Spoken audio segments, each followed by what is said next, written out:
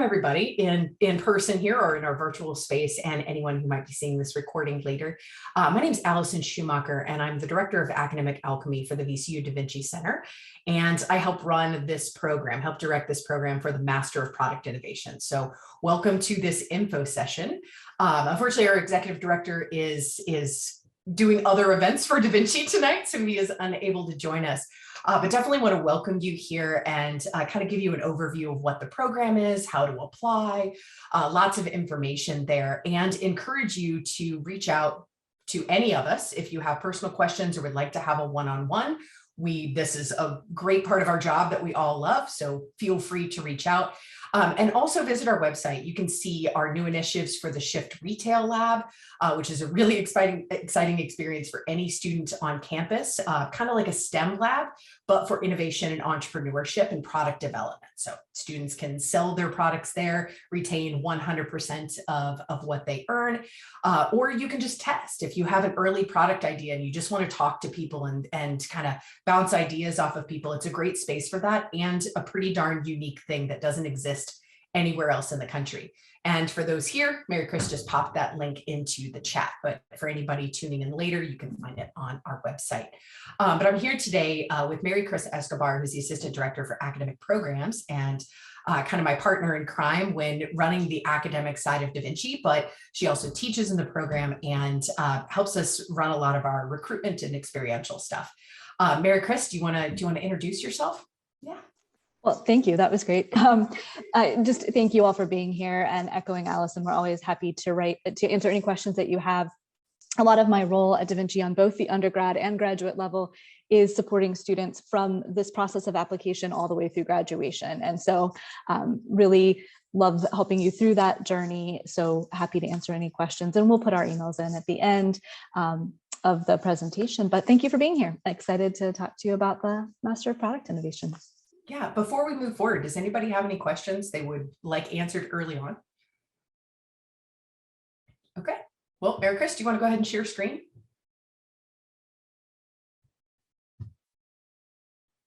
All right, our lovely intro slide here, title slide, but I think we can go ahead and flip to the second one. Thank you. So for anyone here who might not know who we are in Da Vinci, and you're just starting out, maybe heard of us somewhere in the media or through VCU, we are a program that does a lot of different things. We serve the institution through academic programs. You know this because you're already here for our master's program.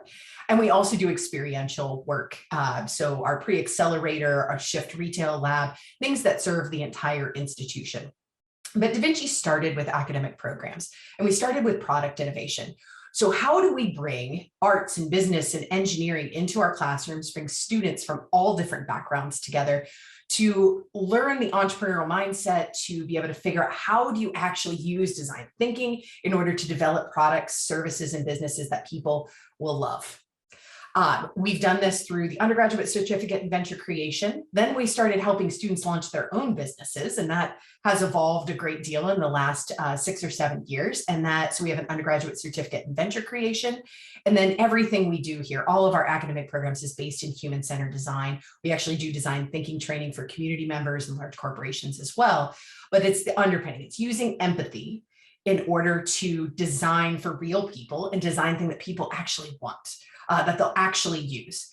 So all of those three concepts combined really make up the Master of Product Innovation. It just comes at an elevated level in terms of the amount of engagement that we have with our students, the amount of work that you will have in your classrooms, and the topics tend to be go deeper than what we experience in our undergraduate certificate programs, which are kind of like minors.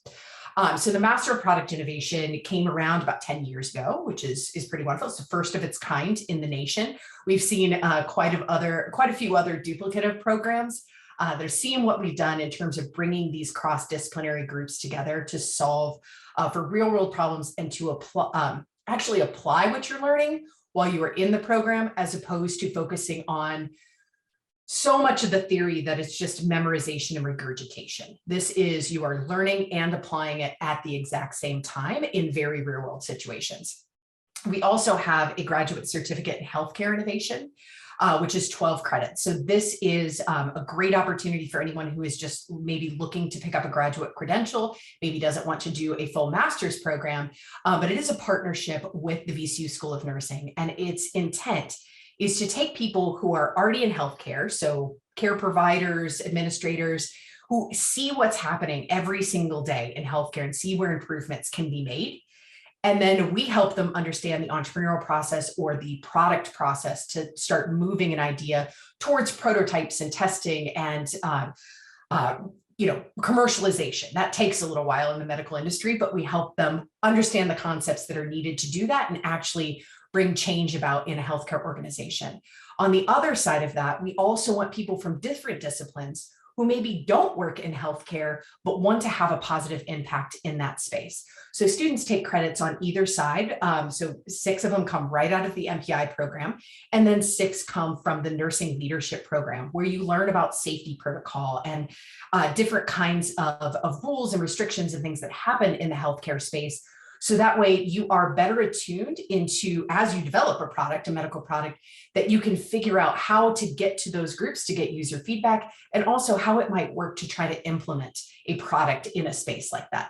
The great thing, these 2 things go really well together. We have 6 credits that are open in the MPI that for electives, and the 6 credits from nursing can fit nicely into that. So if you did both, there's no additional tuition cost beyond just the normal MPI program. So if you have an interest in healthcare, this is a really great combination.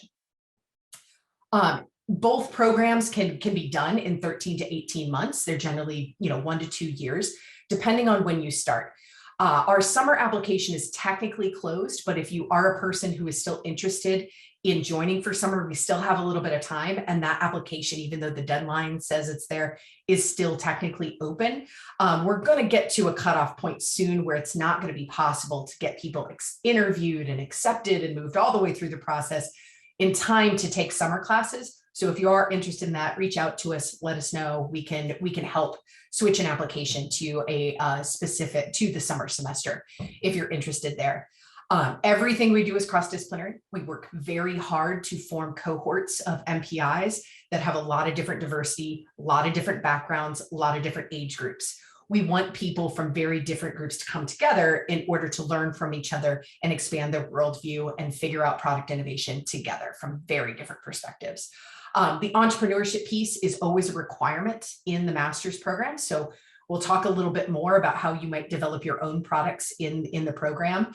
But it's important for all of our students to get the entrepreneurial mindset, because that is what a lot of corporations are looking for. So you can be an entrepreneur where you're working in innovation inside a corporation, a startup, a nonprofit, or you can do entrepreneurship, or you can do both. We have students who leave the program and decide to do both things. Just kind of depends on your preference. And a lot of times people change their minds while they're in the program. All right. So this is the full-time sequence of classes as it starts in the fall. So this is technically a fall info session, and to see the explanation where it starts in summer, please check out our YouTube channel. Highly recommend Isaiah Harvin's interview. The next info session, we'll bring in another student for an interview. But Isaiah Harvin's a rock star, and his recorded session is pretty darn fantastic. But that includes the summer explanation of courses. So in the fall, students take what I call like a gauntlet semester. It's 12 credits, depending on what background you come from. And if you can get through that semester, you can get through just about anything, and it'll certainly make the spring semester a lot easier. There is also a part-time option, which we'll go over in a second, but just wanting to kind of spell this out. So 501 is the arts and design course. 502 is the business class. 503 is technology and engineering class. And 590 is the real life project class that I get to teach. All of these classes have a certain level of overlap. Business, the business course interacts with my 590 course pretty lockstep as we move through, simply because we can use the projects that we're working on in the 590 course and be able to better understand the business approach through the lens of 502. So we can overlap those projects a little bit, but these projects are coming from the Pfizers, the CarMaxes, the Capital Ones. We have startups from Lighthouse Labs that come through. We have nonprofits and local organizations that we use, but we can really work internationally. We're working with a group in Canada right now on an undergraduate project in this space. But this is meant to give you the groundwork for all the cross-disciplinary understanding. How do people who work in arts and business and engineering think about problems? How do they solve for those problems? And at the same time, you are applying what you are learning to the project in that 590 class. And I have so many examples of what that might look like. I'm going to step through the rest of the schedule here first, but happy to share examples of things that we have done in the past. Looking into spring, 651 is generally that is the first half of the capstone course. And that is generally where students are engaging in an entrepreneurial experience. So it could be a unique idea that you have that you want to move towards commercialization. It could be you're borrowing some freed up IP from NASA. It could be you are engaging with our health system or with our tech transfer office, local startups in order to develop a kind of side project from what they do that you have autonomy over. There's lots of different options to explore here. So you're not just want to make sure it's clear. You're not expected to come in with a product problem, but if you have one, fantastic. This course generally only meets one time a week. So a lot of that 6 credits is happening outside of class. It comes with mentorship in the class and through the Da Vinci program. There's always mentorship through leadership in Da Vinci and through our faculty. And then there's specialized mentorship within this capstone course. The teacher that we have for this is absolutely fantastic and really working to connect you to resources and people who have done this stuff before in the area of the product that you're developing, and then also helps kind of step you through the process of how do you actually work a product towards commercialization. So the biggest difference between what you're doing in 590 in the fall and 651 is 590, we have a problem that's already been vetted, and we give that to you so that you can work on a problem first before you work on validating a problem. So in 651, you have an idea, you come in, you got to make sure that that's something that people are going to want. It's going to solve a problem for people, and you may have to pivot and move around that, but it's a very different experience on either side. We also offer elective credits in all of our semesters. You can actually go to our graduate page and see all the experiments we're going to do in the fall semester. We have a teacher just wants to teach a class on how to get a job. How do you utilize your network and build your personal brand to actually just get a job? Mary Chris teaches a class on designing your life. So how do you apply design thinking to your own life and your own goals and how you want to develop as a person, and work to solve your own problems internally? I've heard rave reviews from our students, and this was the first round of it this semester, and it's absolutely fantastic. We have a few others in there too. And speaking of electives, come summer, we have a lot of these electives. So generally at these info sessions or when we're doing interviews is when students decide to switch to the summer semester. As we have the Inno 600 class, I'll talk about that in a minute, but the Inno 691s, these are elective courses that we offer. They can be 591s too, it just depends, but generally 1 credit courses that allow you to kind of pick and choose what subjects you want to be introduced to or dive a little bit deeper into. So this summer, we'll be offering courses on UX UI, user experience, user interface, user-based research, intellectual property protection, which really at its core is how do startups compete with giants? How do you use IP in order to compete with like the big guys out there?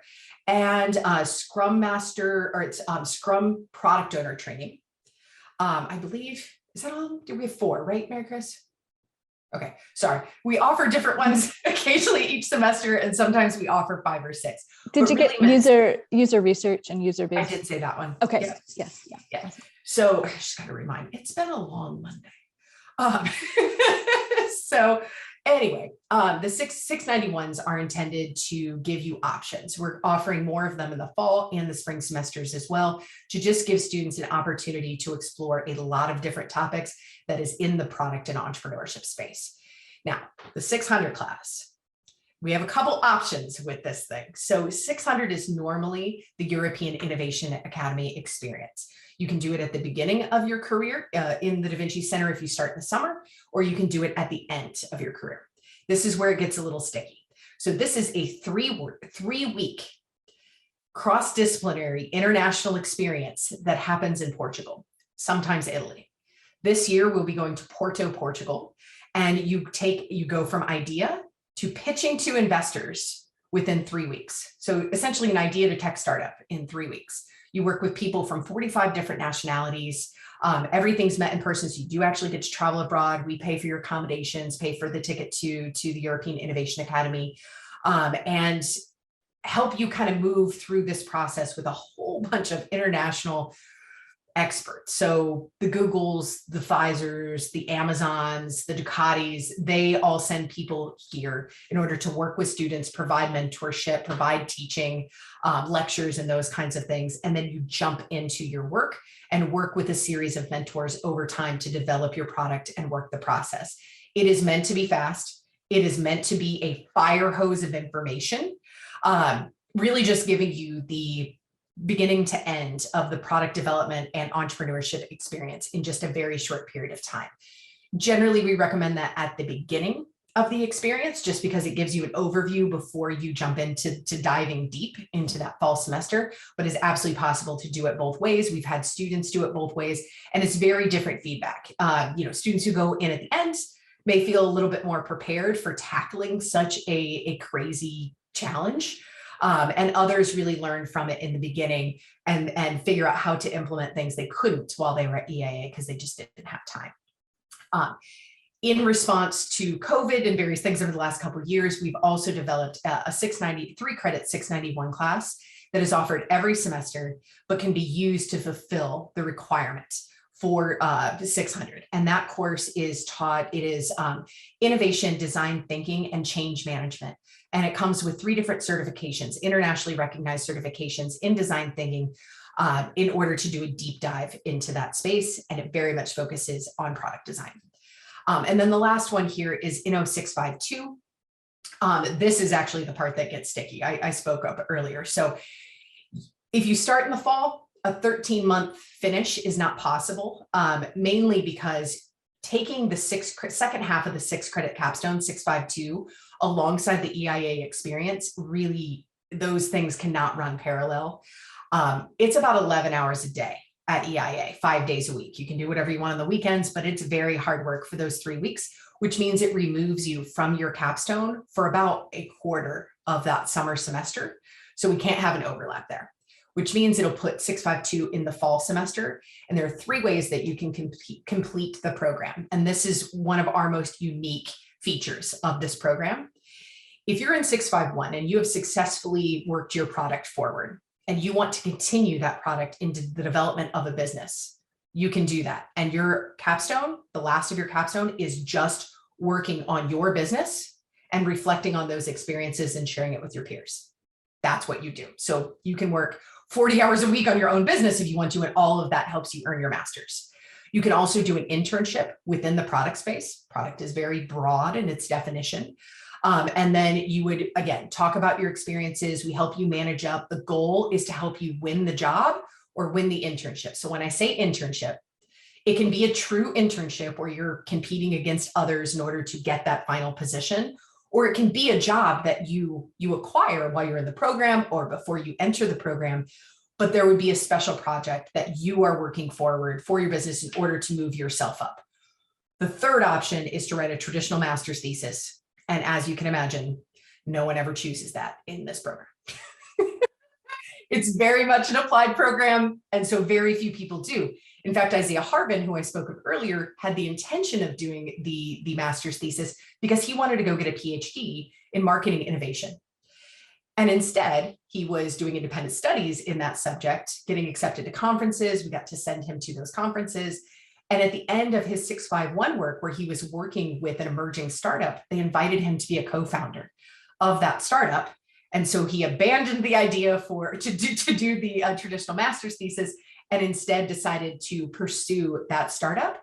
And shortly after, through his engagement in the Richmond community, his portfolio was sent to the head of Warner Media, and now he's running product for HBO Max, which is just super impressive and incredible experience for our students. We have many other examples like that. So yeah, so there's a few different ways to complete the program. Generally, our students who want to do an internship start looking in the fall semester and kind of moving themselves forward. We open our network to all of our students. That's part of the reason why we keep the MPI cohort between 15 and 20 students. We're a small team as well. And so it's if we expand too large, it's really difficult to provide that personalized mentorship and network connection that we can provide to our students now. So this is very much our flagship program and very much something that we work intimately with our students throughout the entire time you're in the program. All right, Mary Chris, I think the next one's yours. Yeah. Yeah, and so we do get questions from students about going part-time in the MPI program. And so this slide is really just to give you one example of how that would look. The courses are sequenced in a way, so those 500 level courses that Allison just went over are only offered in the fall. And so if you go part-time, those end up splitting up over 2 fall semesters. But I think what's really great about this is if you think about a traditional 2-year master's program that you would then go part-time, and that would be a 4-year commitment. And so what's really great about the MPI is because it is that 13 to 18 months as a full-time student, you can still finish it basically in 2 academic years as a part-time student. And this is an absolutely fine way to go through the program. We do get questions about, whether students have preferences one way or another. We really are just singing the praises of that Isaiah Harvin interview, but he is a great example of someone to listen to who did go through part-time.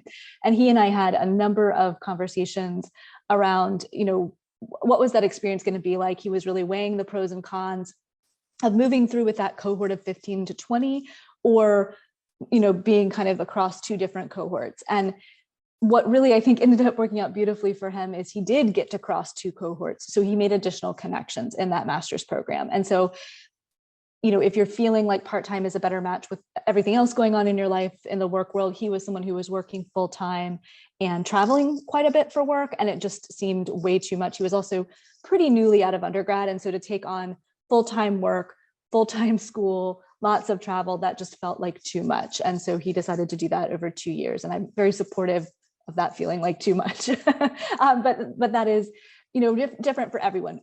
That being said, we do have students who work full-time and go through our program full-time as well. And I think that is just a commitment, from what I hear from them to, you're going to have 13 to 18 months that are pretty jam-packed. You're going to kind of swing way out there on how much you're doing in your days and your weekends and your evenings. But that is a 13 to 18 month commitment, not a 10-year commitment. So you can do it either way. Students do it both ways. We do have example interviews. I believe Nabil Barwaki is another interview that you would find on our YouTube channel. And he did the opposite. He worked full-time and went full-time through our program. So, lots of examples of both, but just wanted to kind of show you how it can space out if you go part-time. This is something I am always really happy to meet with students and talk specifically about, because some of this doesn't have to go exactly in this order. Some of those electives that you see here in the spring 2023 could move around. So I'm happy to talk about what this looks like for you. We do occasionally have a question come up, could I literally take like 1 class a semester, 3 credits a semester? We're not going to say no. It's just really going to spread it out because of those 500 level classes only being offered in the fall. And when you get to our capstones, the 651 and 652, those are 6 credit courses anyway. And so part-time for most students looks like 6 credits per semester on that. Right. And so just really quickly, going through with you how to apply. And again, we'll have plenty of time for questions at the end.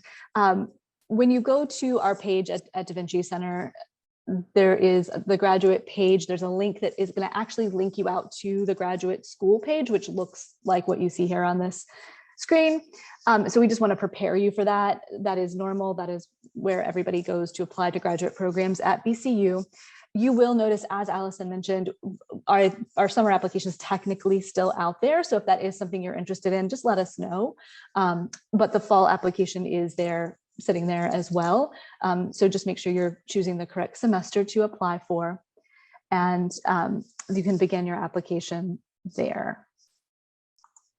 And then what you would need to submit by May 15th. And so that's the deadline for our fall semester is May 15th. If you are thinking about summer, please let us know, and please know that you would definitely want to get this done well before May 15th.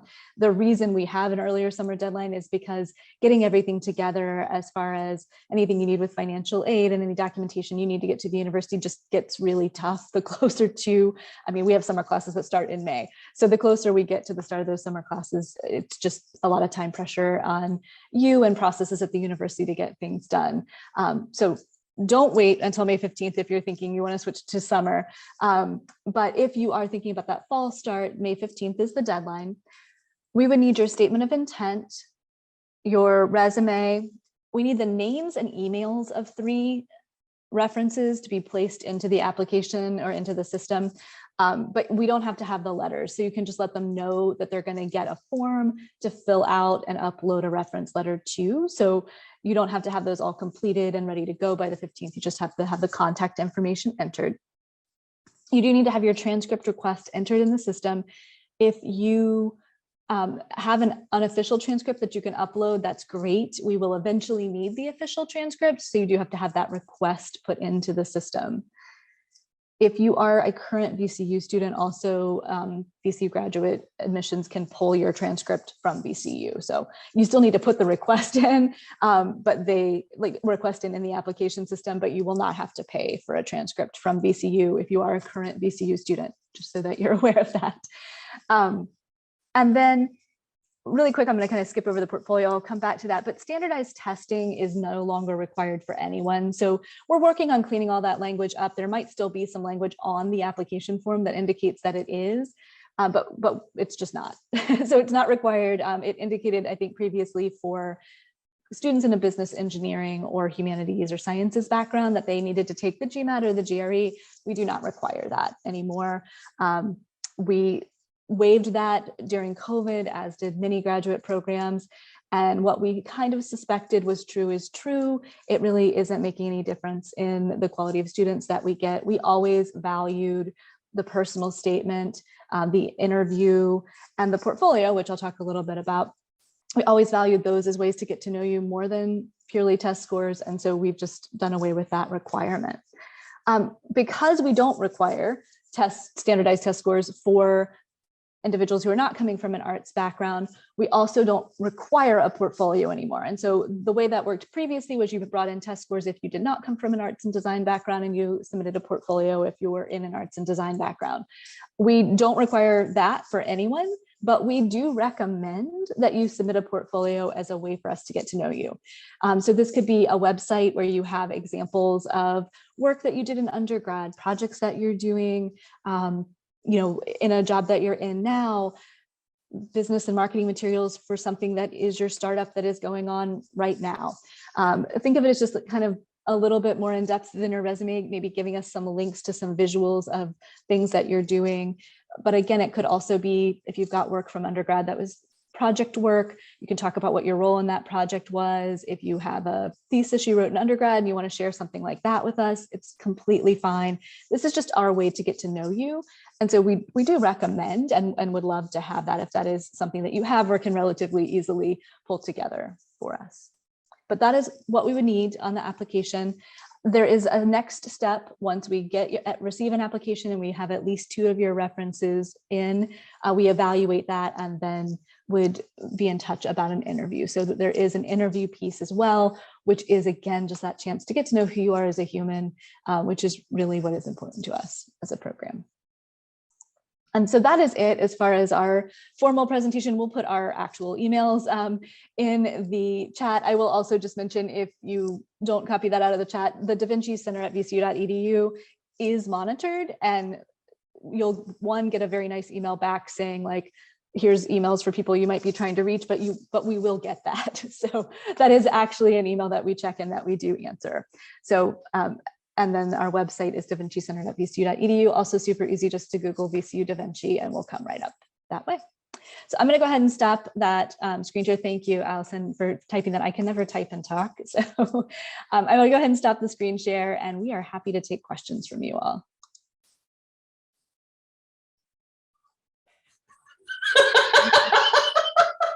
Was that a lot of information there? Oh, you're muted.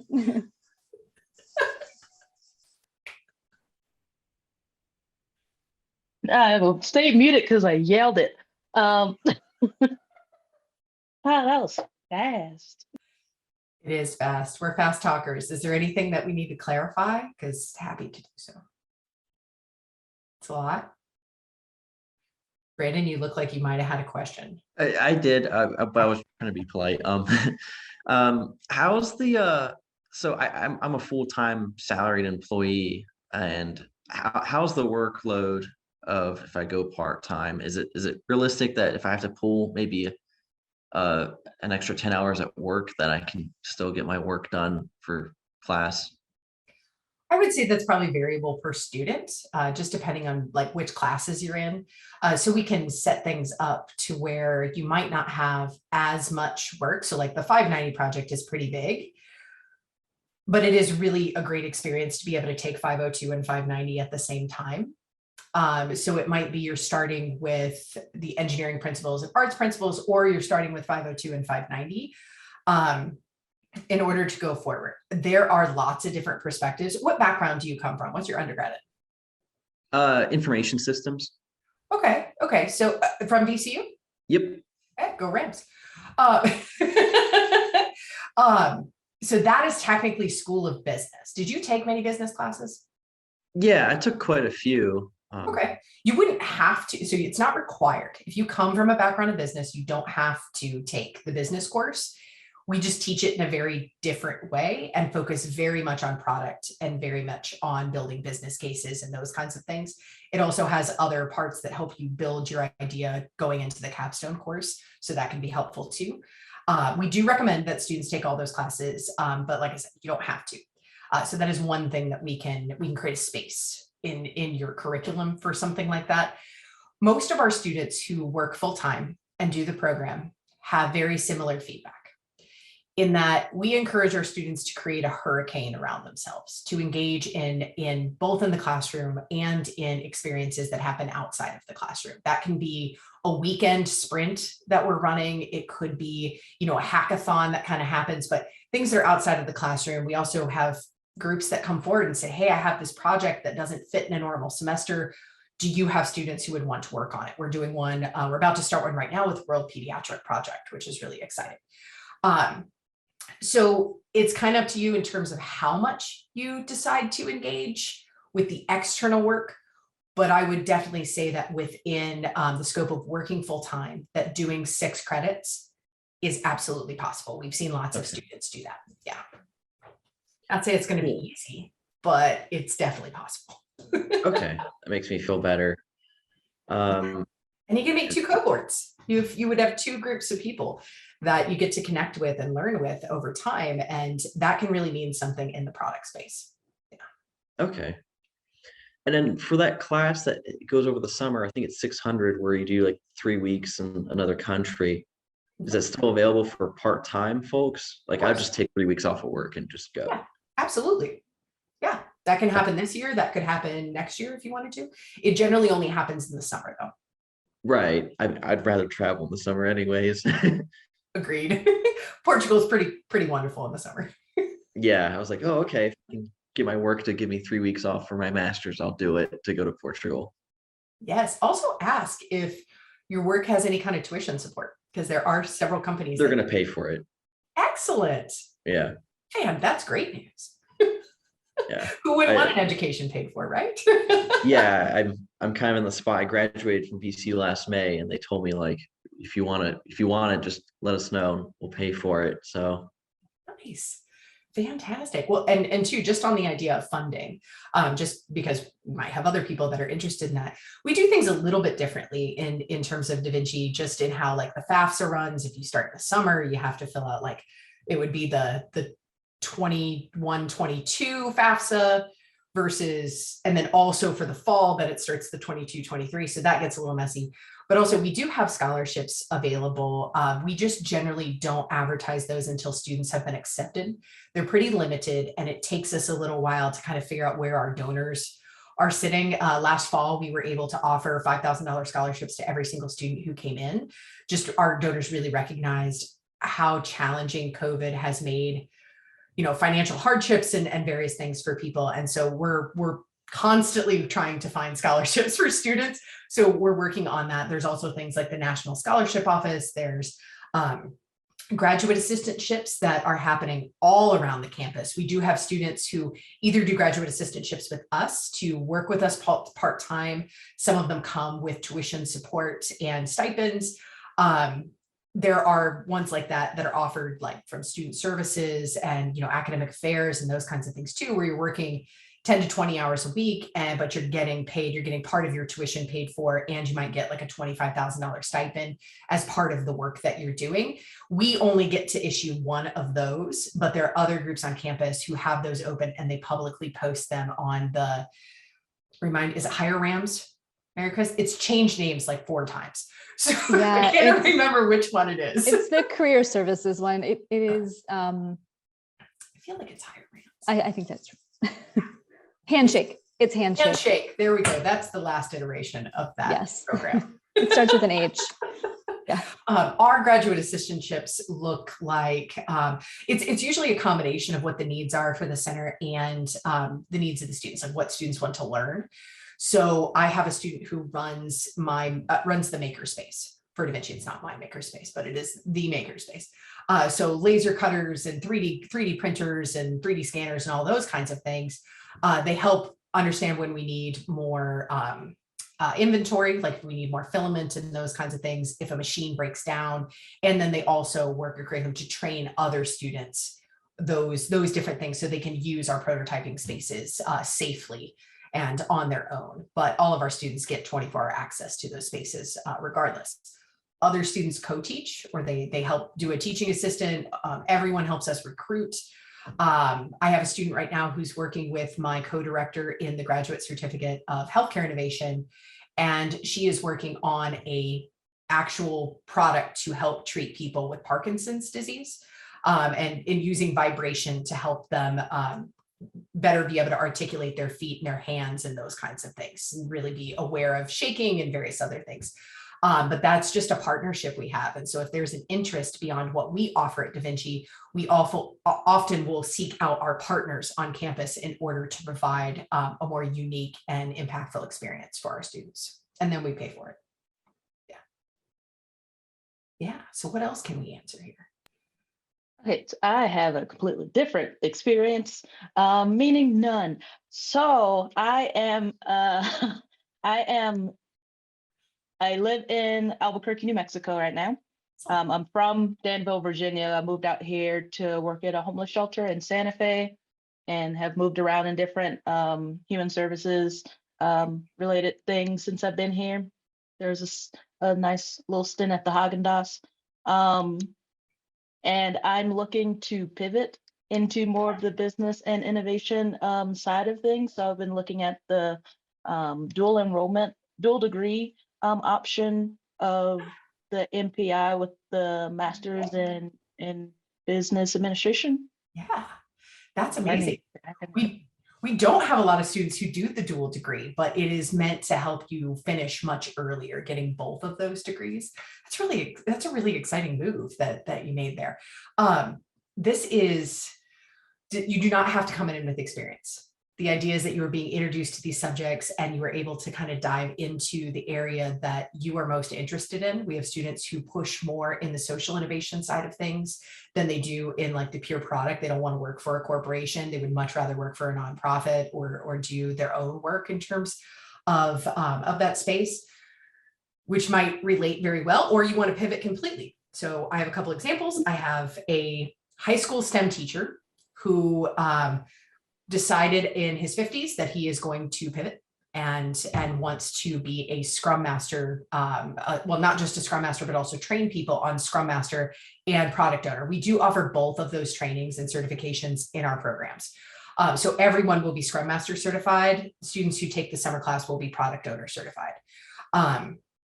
We have another student applicant who was just accepted that it's recorded and it's going to be out there. I'm not going to mention names, but it's out there, who is a pediatric dental surgeon who is interested. He wants to be more creative. He wants to develop product. He doesn't want to do that anymore. It's too specialized. And we're seeing a lot of this. It generally happens in times where there is either the economy is seen as doing poorly, or with COVID, when a lot of people took the time for self-reflection to realize, hey, this isn't exactly what I want to do. I want to change and go in a different direction. And so we're seeing some pretty extreme levels of that. But the whole goal is that everybody comes together and learns together.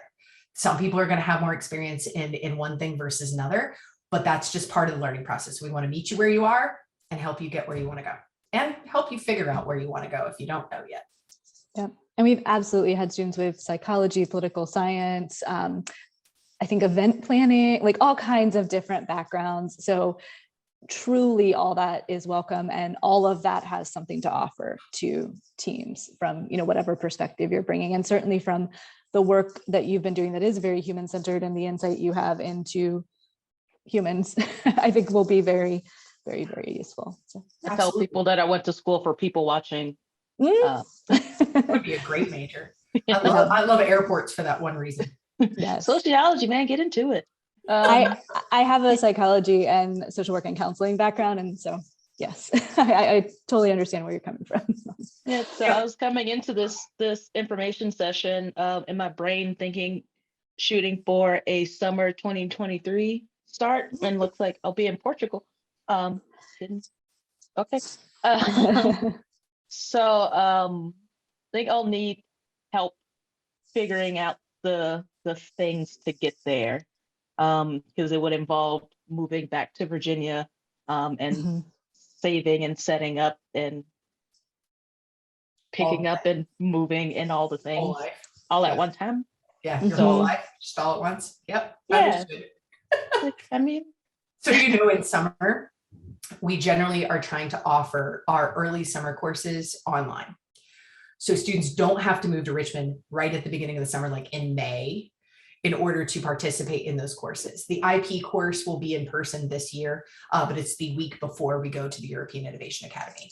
All of our courses are offered at nighttime, so much easier if you're working full-time. So the summer courses either start at 5 or after. 5 or 5:30 is generally where they are. Some of them are 4 days long. Like you can become product owner certified in 4 days. Other courses may take 2.5 weeks, 3 weeks, only be offered a couple days a week. Those 1 week courses, you tend to be in class for about 4 hours a night, but you're there for only 4 or 5 days, and boom, you have a graduate credit and an introduction to a topic that you may be interested in, and can kind of work with the faculty member to dive as deep as you like in that short period of time. But it's giving those experiences. And I should mention, all of our faculty do this stuff in the real world.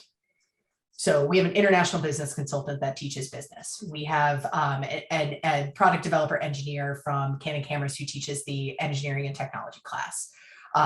Everything we do here is about giving applied experience. And so we know that we have to have people who are actively applying these things in order to really be impactful in this program.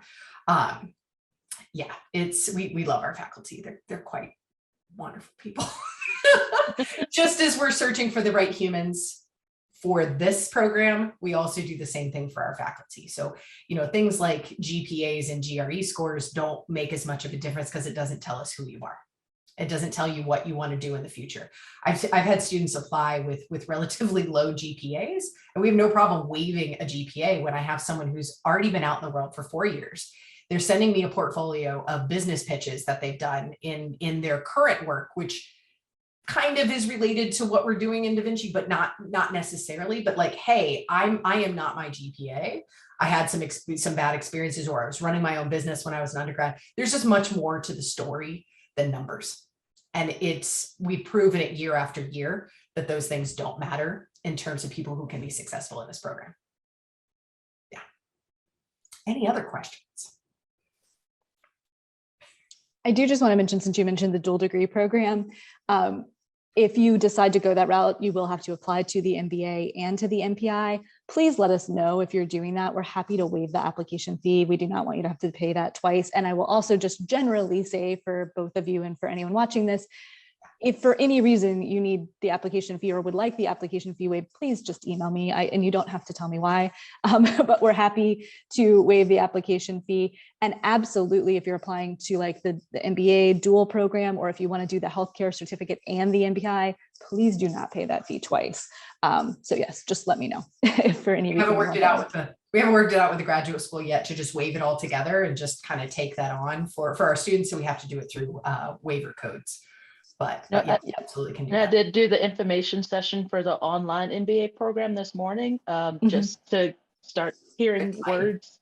Yeah. And going to the information session, they then afterwards sent a link to waive the fee. Interesting. That's you know that, Greg, Chris? Okay. Well, I didn't know business was doing it. Engineering does it after certain events. I know. So okay. Yeah. Okay, cool. Excellent. Well, maybe we can start implementing that. Yeah, it's the thing. I found out once I got there. Yes. I was like, will this be active for a year? Well, and I actually will tell you, if you are thinking about applying in the next cycle, they are not active for a year, but I'm sure someone will send you another one. I learned that the hard way by sending someone one from last year, and it was not active, but they can just get you a new one. Excellent. You know, there's one other thing that I want to share with you all, just assuming there aren't more questions at this very moment. Given a couple examples of current or alumni from this program and kind of the things that they have decided to do. One of my favorite stories is of Matthew Sozio. He came into the program as a criminal justice major shortly after undergrad. He lived with an engineer who was like a junior, so he wasn't joining the MPI program together, but they were trying to move a couch into their house, and they were very frustrated by the fact that a sliding glass door cannot open like a French door. And so, you know, it's only back and forth. It's not like this. So they created French Slide, which is a door that can do both of those things. We brought that technology into the IP class in the summer. So the summer after he had started, and we ran what are called patent mining sessions. So you can turn one patent into 30 or 300 by doing a group exercise, cross-disciplinary group exercise. So we figured out some safety issues. We also figured out to be able to develop a method of the doors being able to switch tracks so they can open interior or out or exterior, which is pretty cool. So he gets through 651 developing this product. And we're like, hey, you're going to continue with this? You're going to move it forward? And he's like, yes. And I've never worked in industry, but I would really like to work in product or get some experience through an internship in product to just feel what both are like, because I haven't been out there. Great. Where do you want to work? Started talking about places that maybe need some injection of innovation and need some development. And at the time we had a contact with Xerox up in Rochester, New York. And so Matt went from being a criminal justice major, inventing a door, to now being an entrepreneur who legit runs French Slide. It is something that's being manufactured and put into homes now. It's not something you can go buy at Home Depot, but through people who are building homes, they can purchase this product. And he became the head of business strategy for Xerox. And now he's running business strategy specifically for their additive technology department. So we've had students who have just gone from one field to a completely different space because of how they learn how to think and problem solve through, and they could go anywhere. That's the beauty of this. Like you can find your interest and be able to dive into positions like this. We're seeing more and more companies put things like product innovation for requested degrees as they come in, and really looking outside of the, Harvards and the D schools and those kinds of things, for groups that are really producing these or coming out of these applied programs where they're like, hey, I already have a year or a year and a half of experience on several different types of projects before coming in to this program, plus a lot of certifications and those kinds of things that you can earn and build your resume through as well. There are tons of examples of different projects that we've run. So if you want to hear more of those, we can. There's also lots of examples on the previous recordings too. But I just wanted to throw that out there. It's easy to make a pivot. It's a big challenge while you're in the program. I will say that because the program is not easy. It's a master's program. It's going to be a challenge. But the thing is, you have a lot of support. You're definitely not alone in doing this. You have your peer network and you have the Da Vinci network to be able to do that and connect you and help you get where you need to be. The best thing you can do is communicate with us. You're like, hey, I'm having a problem. I'm very frustrated by this particular area, or I'm confused at where I need to go. That's what we're here for. And we will absolutely help coach you through the process. Oh, great. Yes. Thank you for posting the YouTube channel in the chat there for anyone watching online. I'm not going to read off that URL, but search Da Vinci on YouTube and you'll find us. Well, Da Vinci Center, sorry, VCU Da Vinci Center. There we go. Got to get specific. We're not the only Da Vinci.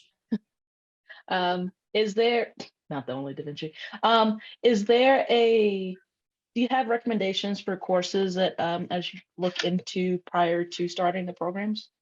Recommendations? That's a really great question. Thanks. Thought of it myself.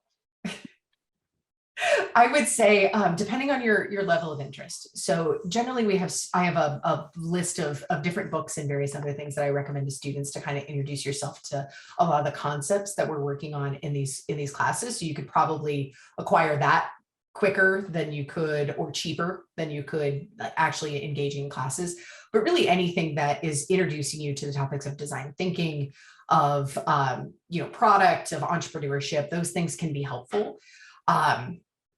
I would recommend things like Free Code Camp if you want to learn how to code and you're not a coder and that's just something you want to see. If it's something you like, Free Code Camp is amazing. Yes, Mary Chris just popped IDEO.org into, they have lots of classes there, various different types of things from social innovation to, product and entrepreneurship and all kinds of things. Yes, Mary Chris, go ahead, you spit them out because I'm just reading off the chat now. Those are the only two I had, but I was just going to say, when you mentioned classes, IDEO.org will give you an amazing overview of human-centered design, design thinking, and they do have chapters around the country. So there is a local Richmond chapter. Brandon, since you're here in Richmond, there is an event Thursday in our shift space. I'll put some information in just a second about that IDEO is doing. But Jerica, I know they have places all over the United States as well. And just the information on their website is great. There's a PDF of, Alice, I'm going to forget the name of the book that we like, the human-centered design book that IDEO puts out. There's a PDF of a book that gives you like all the theory behind human-centered design. That would be a great read. And then Product Tank, again, is just an organization that has chapters kind of all around the United States, including one here in Richmond, that would just allow you to network with people who are in the product space. And I'm sure every chapter does different things, but I know here they do, guest speakers and things like that, that would help you learn some of the terminology and just get interested in the kinds of things you could do in that space. The Field Guide to Human-Centered Design, when I'm not talking about it, I can remember it. So IDEO.org has the Field Guide to Human-Centered Design. I just popped the chat. So designkit.org/resources, you can just download a free copy of it without having to buy it. It's kind of rare to come by anymore. And so it can be pretty expensive. At least to buy in quantity. We tried to buy them all for our MPIs and we couldn't do it. So we had a printing company print the PDF. Yes. But if you're okay reading on PDF, then you're good to go. It's free. What was the name of that book one more time? It is the Field Guide. Yeah. Sorry. The Field Guide to Human-Centered Design. Sorry. And the link Allison just put in has a link to the PDF. Excellent. Well, what else can we answer for you? It's great. We get a little intimate session here. How did you all get into product? That is a good question. So I am formally trained in visual communications. I started being an entrepreneur when I was 15 years old, and I have developed and exited from 3 companies since then in entertainment, in design, graphic design specifically, and in gourmet food. And just depending on my life experiences, I've kind of always had this entrepreneurial spirit. It's something that my parents had, but I didn't build big companies by any means. These are, small companies that just kind of feed that need for the entrepreneurship spirit. But I like my health insurance and safety of a full-time position as well. And my husband and I are about to launch the 4th venture that I've done, and we're going to launch a taco truck very soon. So he's a professional chef, but I got into mainly product by going through design. So a lot of the concepts are very similar in terms of using empathy and using user feedback in order to better develop designs. That was already a part of the core who I was. The entrepreneurship part was already kind of there. But when Da Vinci was just product innovation is when I got involved. So I'm the longest running member of the Da Vinci team, in that in 2010, I came on as a mentor, since I was already cross-disciplinary, came in as a mentor for some of these product teams. And then in 2015, they decided to expand the team to be able to run the product innovation programs. And that's when I applied and came over full time. I did that because I believe this is the future of education. being able to provide applied experiences and students who have really impactful experiences in education, that's where I want to be. So I'm lucky to have a pretty big network of people that I've developed over time in product. I do make my own products and sell them. But I'm not the person who's like going to scale in order to be that next big startup. That's not where I want to be. And a lot of our students live in that space. Some want to be that crazy big organization and others don't. So it just kind of depends on what your needs are, but I'm a maker. I started in design and found this, and it is the perfect fit for where I want to be personally. But Mary Chris, you want to give your story? Yeah. I'm not in product at all. But I would say I identify as a creative, and I'll talk a little bit more about that. But I came into this purely through the educational background, which is really what I do on the academic side, is work with student success. And my background is social work and then academic advising. I have a master's in counselor education. So I'm really coming at this purely from the academic lens. And I've been at VCU 10 years, and I knew in my previous advising role just some super cool students who came through Da Vinci's undergrad programs, and kind of had told myself, like, if a job ever opens up over there, like, it would be really fun to work with that population of students. And so that's how I found my way to Da Vinci. What I have found since being in Da Vinci is that design thinking aligns so beautifully with everything that I have learned in counseling. A lot of customer discovery and customer research and human-centered design is really empathy interviewing and knowing who you're designing for.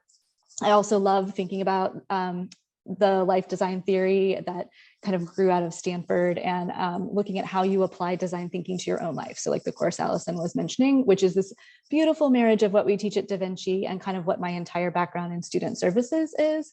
So yeah, I think I also, when I'm not at Da Vinci, I write and have some things around kind of, right now I'm doing some writing in the space of like, thinking about how entrepreneurs can hustle healthier. So kind of that bridge of entrepreneurship and my background in counseling. So I have a little bit of that. I feel like a creative and a tiny bit of an entrepreneur thing, but like Allison, nothing I'm trying to scale or, make, I don't know, maybe I'll be the next Brene Brown. I'm not going to say not, but like, that's not my goal that I'm setting out with. I'm not going to not put that in the universe, but. You should know too, our executive director, Garrett Westlake, he has built a company and done a true exit in terms of selling his company. He ran a technology company where he only hired people on the autism spectrum.